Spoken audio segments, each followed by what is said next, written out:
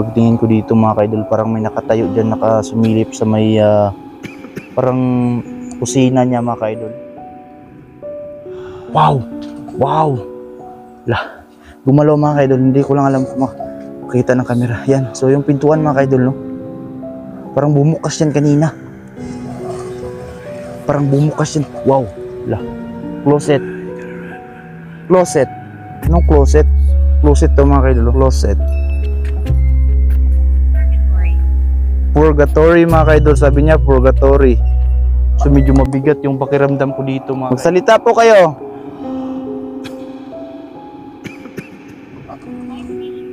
I see you daw mga ka-idol, no? Nakikita mo ako, yung alam ko po yung sinasabi mo. Saan ka po ngayon banda? Saan ka ngayon? Gusto mo ba akong have you been before? Warning ka agad yung IMF natin. Run now.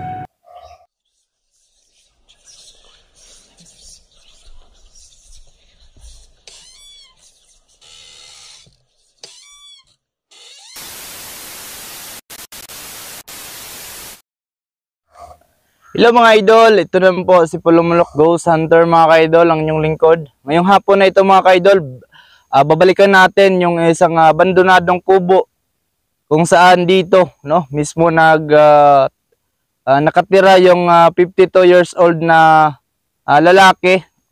Binalikan natin ito, no? Napuntahan na kasi natin ito nung collaboration namin ni Kuya Red at ni Boy Saag mga ka-idol. So ngayon, solo exploration tayo dito sa area mga ka-idol para imbestigahan ulit, no? Kasi pagkatapos naming na-explore ito, kinabukasan mayroong nakapagsabi na mayroon talagang tao silang nakita dito sa loob ng bahay mga ka-idol.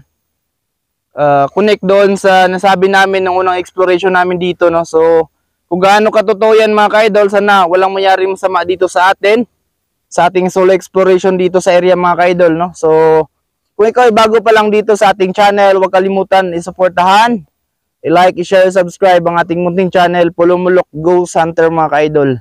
So tara, samahan nyo ako dito sa ating exploration dito sa abandonadong kubo na ito mga ka-idol. Sana walang mayari sa ating masama. Pinuntahan natin ito na ganitong oras para makita natin yung buong kubo, no? Makita natin ito ng kung ano man yung mga kababalaghan na nandito, kung gaano katotoo yung sinasabi ng mga taong na nakadaan dito sa kubo na ito mga ka-idol. So tara, hindi na natin patatagalin pa, samahan nyo ako dito sa ating solo exploration sa abandonadong kubo. Ayan, so nandito na tayo. No, ito po yung unang kubo na madaanan natin dito sa pagpunta natin sa abandonadong kubo na nandyan sa baba mga ka-idol, no? Ayan, so makikita po natin yan lahat ngayon mga ka-idol, kung ano po yung forma ng abandonadong kubo dito, no? Yan, so ito po yung unang tinirhan daw ng may-ari ng kubo na yan mga ka-idol, no? So dito siya nakatira dati, ginawa niyang maliit na kubo rin ito, no?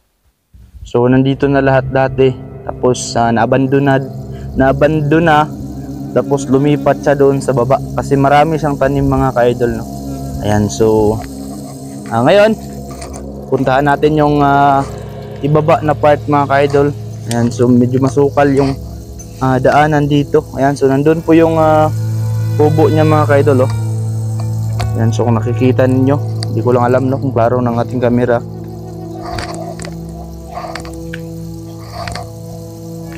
So mamaya kunti mga ka-idol, gagamit tayo ng mga equipment natin, no? Tignan natin kung ano po yung makita natin dito.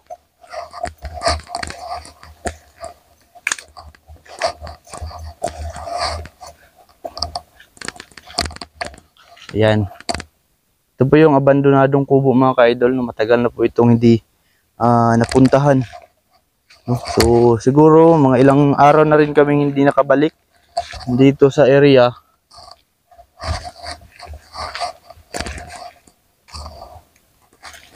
Ayan, so ito po yung sitwasyon mga ka-idol. So dito daw mga ka-idol, mayroong nakalibing na aso, no? Yung pinagtripan daw na aso dito nilibing. Ayan. So ikutin muna natin yung bahay mga ka-idol, ano po yung makita natin. So tignan natin ito, gamitan natin ito ng equipment mamaya. Kasi itong area na ito mga ka-idol, dito re-relax yung may-ari, no? Kapag tapos na siya sa trabaho niya doon sa kanyang garden. So, ayan, dito. Wow. Pagtingin ko dito mga ka-idol, parang may nakatayo dyan, nakasumilip sa may parang kusina niya mga ka-idol. Yan, so pasukin natin yan mamaya. Nabigla ako mga ka-idol, no? Hindi ko lang alam mga ka-idol kung nakuha na ng ating camera. Yan. So, ikutin muna natin. Ang nakakatakot rin dito mga ka-idol, ito daw ang kawayan, sabi ng relatives mga ka-idol, ito daw ang kawayan na ito, may nakalibing din daw dito na isang ahas, no? Na tinatawag na cobra, napatay ng may-ari kasi yung kanyang anak doon nakaupo sa may duyan, tapos di alam ng anak na may cobra pala sa baba sa may lupa. Tapos sinabihan siya ng kanyang ama na wag gumalaw para yung cobra hindi siya mapansin, no? Hindi mapansin yung kanyang anak sa may duyan. So ayun, nilapitan ng kanyang ama at napatay rin yung cobra. At dito daw inilibing mga ka-idol, oh. So magti 3 years na siguro nakalibing yung cobra na yun. So dito sa may kawayan na yan. Ayan. So ikutin muna natin mga ka-idol, no? Napaka-creepy ng area dito. Kasi napaligiran ng mga malalaking sanga ng kahoy, no? Yan, tignan natin ng malayo mga ka-idol. Tignan natin ng oh, parang may sumilip doon sa may bintana mga ka-idol. Parang may sumilip, tignan natin mga ka-idol. Ano ba yung daan dito?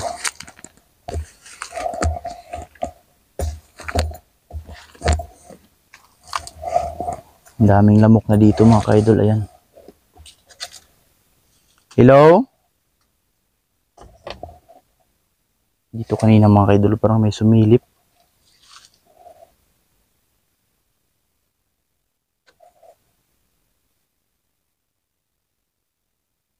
Ayan. Pasukin natin yan mamaya mga ka-idol, no? Nandito pa ba yung kaluluwa ng may-ari? Wow. Parang may kalabog dyan.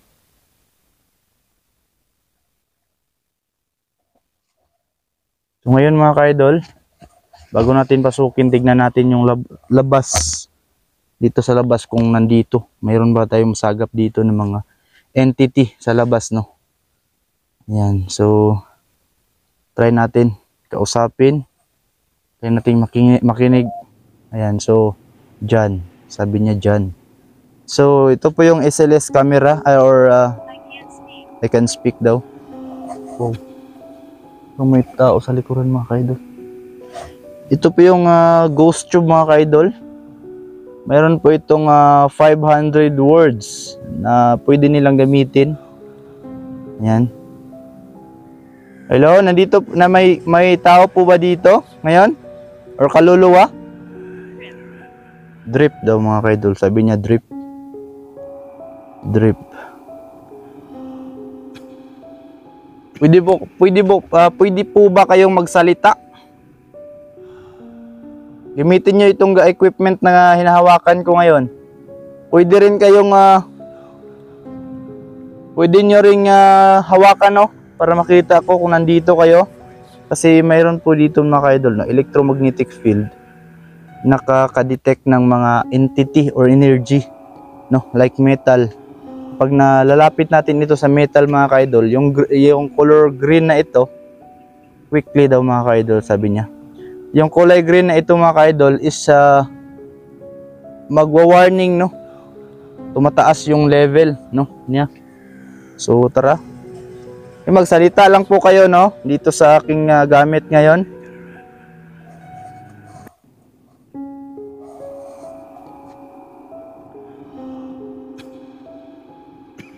Wow! Wow! Lah, gumalaw mga ka-idol. Hindi ko lang alam kung makita ng camera. Yan. So yung pintuan mga ka-idol, no? Parang bumukas yan kanina. Parang bumukas yan. Wow. La. Closet. Closet. Anong closet? Closet to mga kaidol. Closet. Purgatory mga kaidol. Sabi niya purgatory. So medyo mabigat yung pakiramdam ko dito mga kaidol. Tumatayo yung mga balahibo ko. Ayan. So kung nakikita ninyo mga kaidol, tumatayo yung mga balahibo ko dito. Nandito ka po ngayon? Sige, wag kang matakot. Magsalita ka lang, no? Ano po yung purgatory na sabi mo?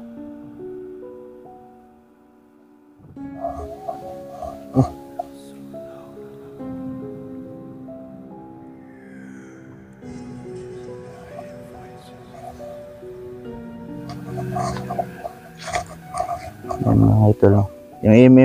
Yung EMF mga kaidol, ganun pa rin yung nasasagap, no? Kanina, biglang bumukas yung pintuan doon kanina. Magsalita po kayo.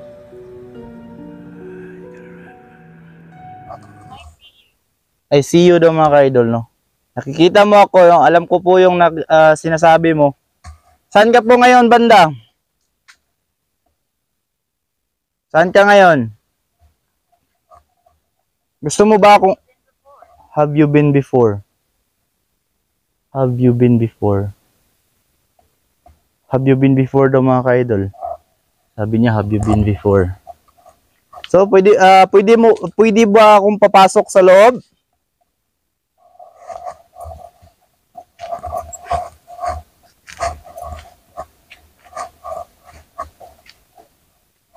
Huwag kang matakot. Ako po ito si Pulumulok Ghost Hunter, no?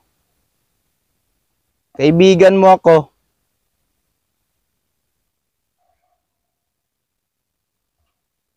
Naalala mo po yung time na nagpunta kami ni Kuya Red at Boy Saag dito?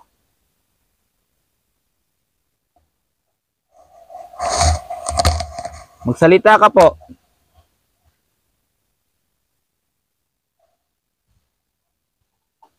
Wow! Drip na naman mga kaidol. Dalawang beses na po yung drip mga kaidol. No? Biglang gumalaw yung pintuan mga kaidol. Biglang gumalaw yung pintuan. Yan, ang daming lamok mga kaidol. No? So, ito na po yung request nyo mga kaidol. Puntahan natin ang solo. Yan, so try natin ikutin. Kausapin yung may-ari ng bahay. Baka nandito siya mga kaidol. So, nandito ka ba sa may duyan? Magsalita ka po. Kung nandito ka. Up daw. Sabi niya up.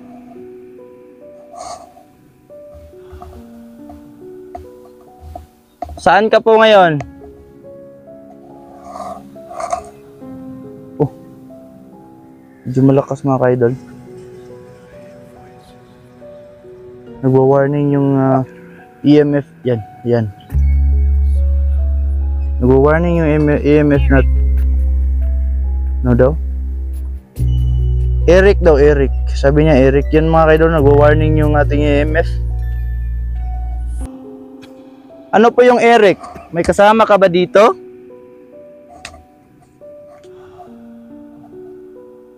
Uy, wow. Yan mga kaidol, nagwa-warning yung EMF natin mga kaidol. Lakas dito. Yan.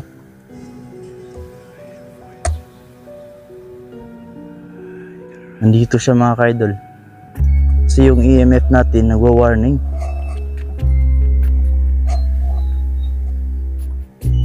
Ihawakan mo lang, no? Matayo yung balahibo ko mga kaidol. How did you get here? Sabi niya mga kaidol, how did you get here daw sabi niya. Nagwa-warning mga kaidol. Nagwa-warning siya. I remember you. Yes, ako po yung kasama ni Kuya Red. I remember you daw sabi niya mga kaidol. Ako po yung kasama ni Kuya Red nung nakaraang araw na pumunta dito, no? Nung gabi. Nag-collaboration po kami dito.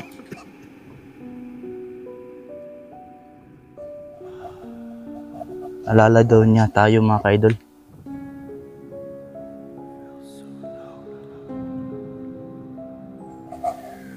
Nagwa-warning pa rin yung EMF natin. Oh. Mataas yung bigla yung EMF natin mga ka-idol. Yun yung paraan mga ka-idol ng mga kaluluwa or mga entity, no? Nahawakan nila yung gamit natin. So napaliwanag ko na po ito sa nung nakaraang video natin mga ka-idol, kasi nilapit natin sa tangke ng motor at nakadetect keep recording. Salamat po, salamat. Dahil pinayagan mo akong mag-recording dito. No, salamat po dahil nandyan ka. Pumayag sa akin. Saan ka ba ngayon? Nasa loob ka po ng kubo?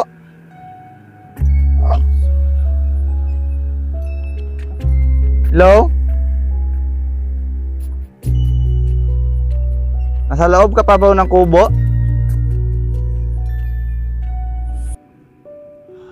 Magsalita ka lang.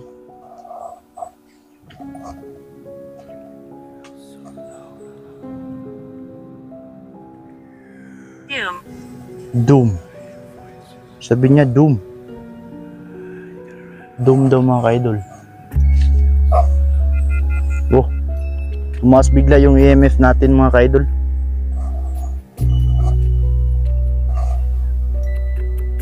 Oh.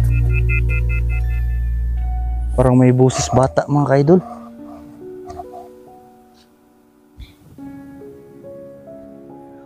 So try natin, no. I-off muna natin yung gamit natin. Try nating pasukin ito. Yung kubo. Ayan. Yan, papasok ako ha. Huwag kayong magalit sa akin.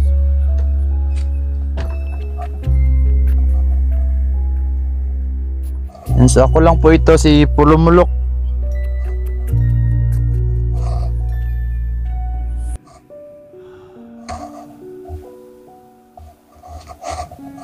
Daming gamok mga ka-idol.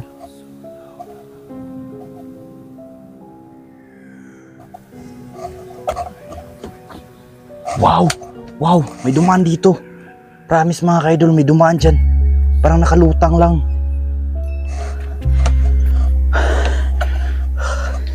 Tumayo yung mga balahibo ko mga ka-idol. Parang may salag dito mga ka-idol. Yan. So wala po dito. Nagulat ako bigla mga ka-idol kasi dito may dumaan na parang nakalutang dyan sa may likuran. Grabe. Iba yung pakiramdam dito mga ka-idol. No? Yan, so labas tayo mga ka-idol. Kasi wala na. What? May nakita kasi ako kanina na dumaan dito sa gilid ko. Ikaw ba yun? Kung ikaw yun, magsalita ka lang.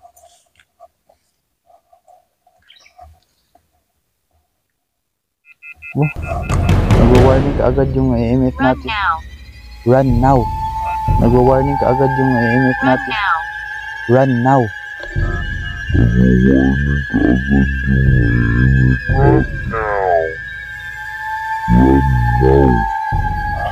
Sabi niya, run now. Takbo ako. Yan siguro mga ka-idol, warning na po yun. No, tumatayo na po yung mga balahibo ko. So, warning na siguro yun mga ka-idol. No, siguro hindi na tayo patatagalin dito. Dahil may nag-control siguro sa kanya mga ka-idol, or parang nakulong siya dito. No? Parang yung nagsalita ngayon is yung lalaki na nandito or yung nakatira dito sa kubo na ito mga ka-idol. So kailangan na daw nating tumakbo ngayon, no? Hindi na tayo magtatagal dito mga ka-idol. So ayan, so maraming salamat. So mga idol, paalis na tayo. Ayan, so hindi ko inasahan. So papaalis na tayo.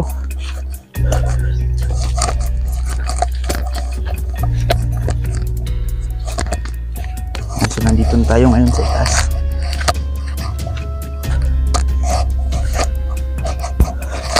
Grabe. Hindi ko yung saan mga kaidol. So dito ko na lang tatapusin mga kaidol. Salamat sa inyong panonood. At review ko na lang po yung video natin pagdating ko sa bahay. So salamat mga kaidol. And see you sa next video. Maraming salamat and God bless po sa ating lahat.